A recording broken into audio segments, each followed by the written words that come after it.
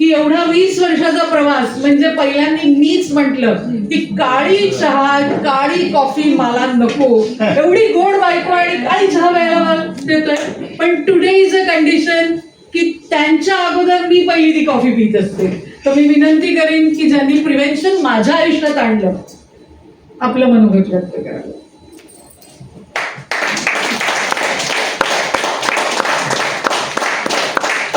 Good morning. Good morning. 20 वर्षाचा काळ कसा गेला ते कळलंच नाही.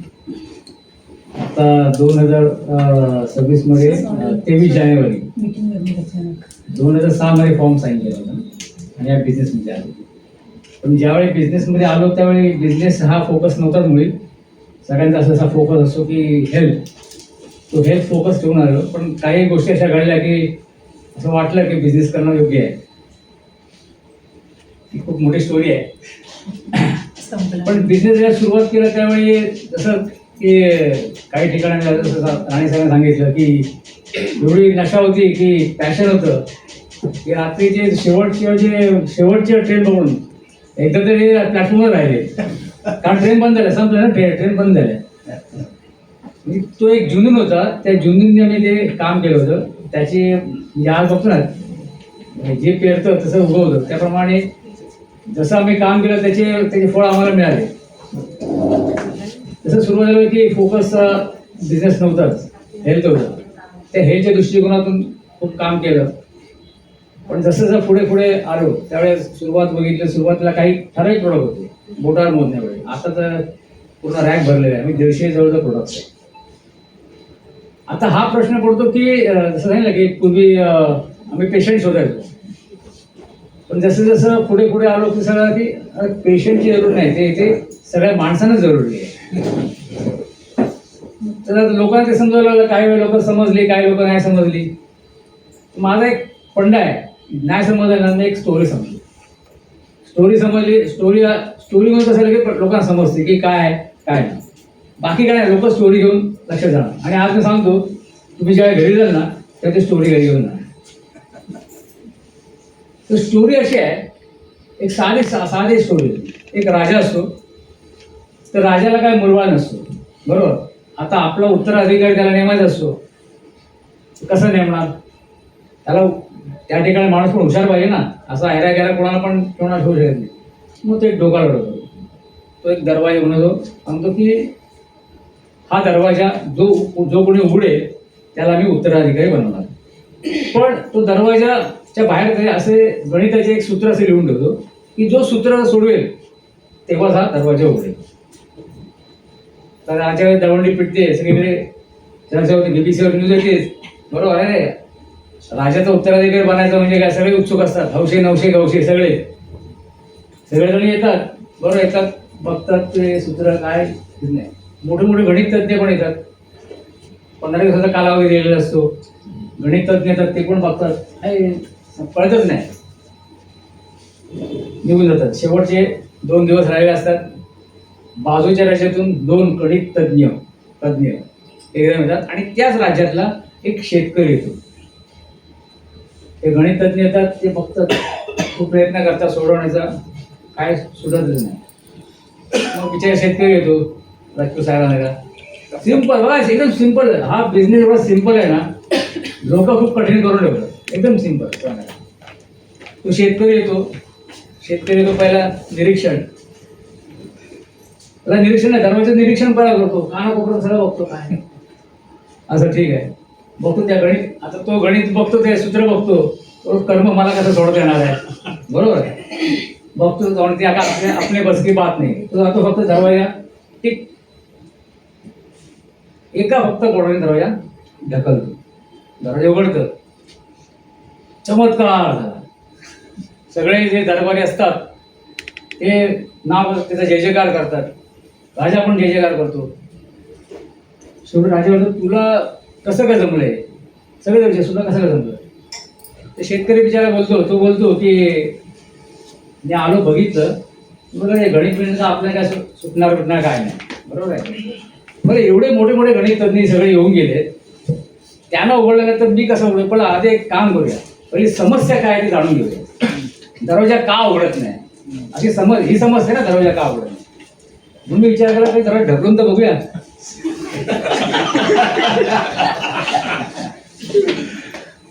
मी दरवाजा ढकलला, दरवाजा उघडला. सिंपल गोष्ट. चालेल. आपण पण आपल्या आयुष्यात ना अशा समस्या काय नाही, साधी साधं सरळ गोष्ट आहे. आपला हा देहरूपी आहे ना दरवाजा आहे, बरोबर आहे. आणि ह्याच्यावरती आपण बाकीच्या लोकांना अत्याचार करायला लावतो, बरोबर. बाकीच्या लोक म्हणतात की बघा काय झालं, मला प्रॉब्लेम.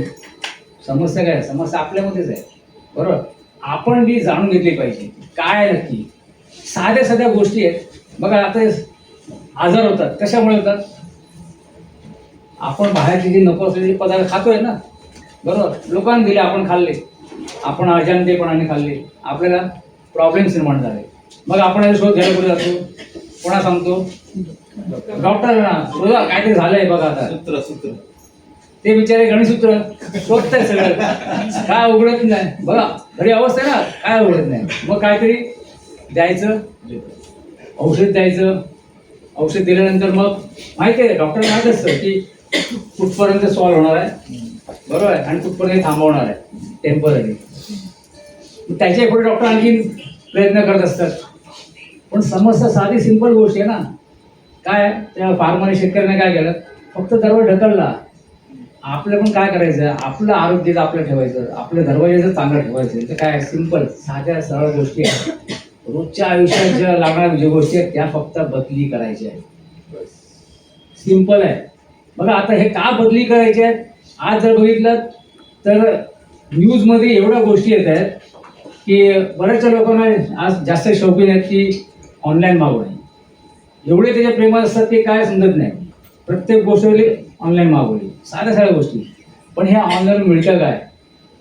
अशा कितीतरी घटना घडल्यात, अशा कितीतरी गोष्टी आहेत की ज्या उघडकीस झाल्यात की ज्या एक्सपायर झालेल्या ज्या सगळ्या गोष्टी आहेत त्या इकडे ऑनलाईनवरती त्याचे बारकोड चेंज करून परत लेबलिंग करून त्या विकल्या जातात, बरोबर. आणि ते कमी रेटमध्ये देतात. त्यांना काय टाकून द्यायचे होते ना, त्या त्यांनी कमी किमतीत काढल्या. लोकांना वाटतं अरे मोठा डिस्काउंट लागला, लोकांनी मागवलं, बरोबर आहे. नको असलेल्या गोष्टी, त्या किती गोष्टी आहेत. आज हळद म्हटलं तर कलर टाकलेली, दुसरी काय मसाले त्यात काय टाकलेले, मिठीचा चुरा, कितीतरी गोष्टी आहेत की ज्याच्यामध्ये सगळ्या डुप्लिकेट बनतात. म्हणजे माणूस पैशासाठी त्याने काय काय केलं. आणि ह्याच गोष्टीमुळे आपलं सगळं आजार बिघडलेला आहे, बरोबर. गणिती सूत्र काय झाली, कठीण झाली, सोडवलं नाही. मग आपल्याला काय सिंपल की आपल्याला गॅरंटेड काहीतरी पाहिजे. गॅरंटेड की चांगलं, हे चांगलंच आहे, बरोबर आहे. मग गॅरंटेड काय की आता हे बदली का होतं? कारण एक बनवणारी कंपनी कोणतरी आहे आणि मध्ये वेगवेगळे लोक आहेत डिस्ट्रीब्यूट करणारे, त्यांच्या माध्यमामध्ये सगळं बदली होतं. आणि एंड युजर जो असतो, जो कंझ्युमर असतो, जो ग्राहक असतो, त्याला जी गोष्ट पाहिजे ती गोष्ट तेव्हाच मिळाली, बरोबर आहे. आणि मग त्याचा परिणाम काय असतो? त्याचा परिणाम त्या ग्राहकाला भोगावा लागतो. सिंपल. आपल्याला काय करायचं आहे, ही जी संधी दिली ही मोठी संधी याच्यासाठीच आहे. काही मोठी गोष्ट नाही. आपल्या घरात रोजच्या जीवनात लागणारे जे उत्पादन आहेत ना, ते फक्त बदली करा. बघा तुमच्यामध्ये किती फरक होईल. सुरुवातीला आम्ही आलो तर एक कॉफी होती, टूथपेस्ट होते, चहा होते, बस एक टूथपेस्ट दिले तर लोक 10 कंझ्युमर तयार व्हायचे, बरोबर. सोप होता, अशी किती उत्पादन आहे. आज हीच उत्पादनं बघितलं ना, आज सोप मार्केटमध्ये सोप होतं तर काय आहे, बाथ सोप सांगतात आणि असं टॉयलेट सोप. पण ॲडव्हर्टाईज करणारे लोक वेगळे आहेत. लोक त्यांना ते जे घोडं घालतात त्यांना बोलतात आणि मग घेतात. पण त्याने शरीरावरती काय काय प्रॉब्लेम होतात हे काय माहिती आहे. शरीरातलं तेल निघून जातंय, वंगण निघून जातोय, मग सांधेदुखी चालू होते लवकरच, बरं. अशा कितीतरी घटना आहेत, अशा कितीतरी गोष्टी आहेत ज्या आपण समजू पण शकत नाही. मग ह्याच्यासाठी सिंपल आपलं आरोग्य जर चांगलं राखायचं असेल तर एकच गोष्ट आहे की भले ह्या कंपनीत घ्या किंवा दुसऱ्या कुठल्या कंपनीत घ्या, पण अशा कंपनीचे की जे डायरेक्ट तुमच्या घरापर्यंत आणून देत आहेत. मध्ये कोण नको आहे. नाही तर काय होतंय की मध्ये जे लोक येतात ते आपापला फायदा करण्यासाठी आणखी काहीतरी ॲड करतात आणि सेल आउट करतात. ह्या कंपनीने एवढी सगळ्यात मोठी अपॉर्च्युनिटी दिली आहे की तुम्हाला हे सगळे प्रोडक्ट डायरेक्ट मिळतील. म्हणजे काय, गॅरंटेड मिळतील, बरोबर. सगळं उत्पादन कंपनीने बनवलेली आहेत, ते डायरेक्ट इथे अवेलेबल केले आहेत. दुसऱ्या कोणाला दिलेले नाही मार्केटमध्ये की त्यांच्या थ्रू तुमच्याकडे येतील, नाही, डायरेक्ट. आणखी दुसरी महत्त्वाची गोष्ट म्हणजे काय की जर कोणाकडे जायचं असेल तर ते तुमच्या थ्रूच जातील, दुसऱ्या कोणाच्या थ्रू जातील. तुमच्या थ्रू म्हणजे काय की तुम्ही ह्या कंपनीचे डिस्ट्रीब्युटर आहात. कंपनी साधा एक सिंपल दिलाय, एक फॉर्म भरा. तुम्ही जर लाईफ टाईम घेणार असेल तर एक फॉर्म भरा आणि तुम्ही ग्राहक व्हा. कंपनी सिंपल फंड आहे. बघा कंपनी काय सांगितली, पहिली कंपनी यूज करा. तुम्ही बिझनेस करायला जाऊ नका, यूज करा. जसं मॅडम बोलले ना की कॉन्फिडन्स आला पाहिजे की प्रोडक्टचे रिझल्ट माहिती पडले पाहिजे. यूज करा, प्रोडक्ट यूज करा. प्रोडक्ट यूज करा. कुठले एवढे प्रोडक्ट आहेत, कॉफी कोकोचे एवढे प्रोडक्ट आहेत. तुम्ही रोजच्या जीवनात वापरण्याचे प्रोडक्ट आहेत. राईस ब्रॅन ऑइल आहे, ते वापरून बघा. जे तुम्हाला प्रोडक्ट एवढे प्रोडक्ट आहे, एवढे प्रोडक्ट आहे, तुम्हाला जे प्रोडक्ट वाटतात की बाबा हा प्रोडक्ट चांगला आहे, ह्या प्रोडक्टने माझ्या परिवाराला फायदा मिळाला आहे किंवा माझं आरोग्य चांगलं झालं आहे. आता हे मी का बोलू शकतो, 2006 साली बघितलं तर ॲपल होतं. ॲपल माहिती आहे, ॲपल म्हणजे काय, पोट पुढे आलं, बरोबर आहे. आता काय आहे, आता ॲपल गेलं, बरोबर ना. असे काही जे फायदे, हेल्थ फायदे जे मिळालेत ना, आरोग्याचे जे फायदे मिळालेत, कुठल्या प्रोडक्टने मिळालेत, त्या प्रोडक्ट बघा. त्या प्रोडक्टबद्दल जे आहे ते खरं सांगा. तुम्हाला जे पटलेलं, जे तुम्हाला योग्य वाटलं की बाबा हे प्रोडक्ट खाल्लं मी आणि ह्या प्रोडक्टमुळे मला हा फायदा झाला, बस. आज जर बोलायला लागलं तुमची सगळ्या प्रोडक्ट एक एक तास बोलू शकतो, संध्याकाळ पण बोलू शकतो. तुम्ही कंटाळ, पण मी कंटाळणार नाही. का, एवढं प्रोडक्टचं नॉलेज आलं, एवढं प्रोडक्ट कॉन्फिडन्स आलं आहे, एवढ्या लोकांना दिलेलं आहे आणि त्यांचे रिझल्ट बघितले, बरोबर आहे. त्यामुळे मी आज बघितलं की बाबा हां एक कॉफीचा कप जरी लोकांना दिला, मी देतो ना, लोक अरे क्या काय कॉफी आहे. एक घटना झाली पाटकर त्यावेळी. वेळेला मी राहत होतो त्यावेळी एक इस्टेट एजंट होते, सुरेश सुवर्ण. त्यांच्याकडे एक कस्टमर आला. कस्टमर त्यांचं एक रूम होतं, ते भाड्याने त्यांना द्यायचे ते एजंट थ्रू. तर ते बसले होते, तेवढं मी पण होतो त्यावेळी. तर विषय चहा घेऊ ना, तर ते बोला नकोच, आपण इथे चहा नको, आपण घरी जाऊन चहा घेऊ. मग घरी गेलो, घरी त्यांनी काय कॉफी काढली. म्हणजे कॉफी बनली साऊथ इंडियन लोकांना कॉफी जास्त आवडते. कॉफी काढली, कॉफी दिली. त्यांना काय सांगितलं नाही, कॉफी दिली, कॉफी बनवून दिली. तो माणूस निघाला तिकडून, राहायला तो माणूस भायकळायला. तो इकडे आला, दादरला उतरल्यानं त्याने पहिला फोन केला त्यांनी. अरे हो म्हणजे कोणसा कॉफी पिलाय था, तर कॉफी माझ्या बॅगमधून काढून दिली होती ना. म्हणजे कोणसा कॉफी पिलाय था, तर त्याला वाटलं काय झालं. नहीं नहीं, मतलब कौन सा कॉफी पिलाया था, मुझे उनका नंबर, मुझे उनसे अभी बात करना है. त्याने माझा नंबर दिला, त्याने मला फोन केला. अरे कौन सा कॉफी पिलाया था, बोले वो यहाँ के नहीं, वो लिंगजी कॉफ़ी है. ये कौन सी कॉफ़ी है, नहीं बोले इंटरनेशनल कॉफ़ी है, आयुर्वेदिक है ये. बोले कहाँ पर मिलेगी, बोलो क्यों, बोलो मैं अभी विरार से आपके यहाँ से निकला हूँ. आणि तो माणूस हॉटेलमध्ये शेफ आहे, बरोबर आहे. त्यामुळे त्याला त्याच्यामध्ये जास्त माहिती की कॉफी काय असते, फाइबर हॉटेल. तर त्याने मला फोन किया कि अरे ये कॉफ़ी इतनी ज़बरदस्त है, मैं क्या बोलूँ कि अभी मैं विरार से निकला, यहाँ तक आया हूँ, लेकिन मुझे एक झपकी भी नहीं लगी. तो नॉर्मल एक कॉफ़ी पीने के बाद कि थोड़ा टाइम अच्छा लगता है, लेकिन बाद में झपकी आती है. लेकिन ये कॉफ़ी पीने के बाद ऐसा नहीं हुआ. ऐसा कौन सा कॉफ़ी मुझे जानना है, बरोबर. विरार ते दादरमध्ये 1 तास जातो. बोले 1 तासामध्ये मला अजिबात झपकी नाही आली. मला काय ते पाहिजे, कुठे मिळेल सांगा. दुसऱ्या दिवशी भेटला, ऑफिस होतं, ऑफिसमध्ये त्याला फॉर्म साईन करून घेतला आणि त्याला ती कॉफी दिली. कॉफी नंतर कंटिन्युअस कॉफी कन्झम्पशन केल्यानंतर परत 2 महिन्यांनी मला फोन केला. अरे आपके कॉफ़ी में ऐसा क्या है, बोलो क्यों क्या हुआ, बोला ये कॉफ़ी पीने से मुझे ऐसा महसूस हो रहा है कि मेरा जो अस्थमा का जो प्रॉब्लम था ना वो सॉल्व हो रहा है. मुझे अभी उसकी ज़रूरत नहीं, जो दम लगता था वो दम नहीं लगता है. आणि पुढच्या 6 महिन्यात त्यांनी जे रनिंग म्हणजे धावण्याच्या जे स्पर्धा असतात त्याच्यामध्ये त्यांनी भाग घेऊन त्यांनी किती मेडल मिळवले. आणि असाच प्रोग्राम होता. या प्रोग्राममध्ये त्यांना दाखवले की त्यांनी नाही, त्याच्या पूर्ण परिवाराने मेडल मिळवले होते.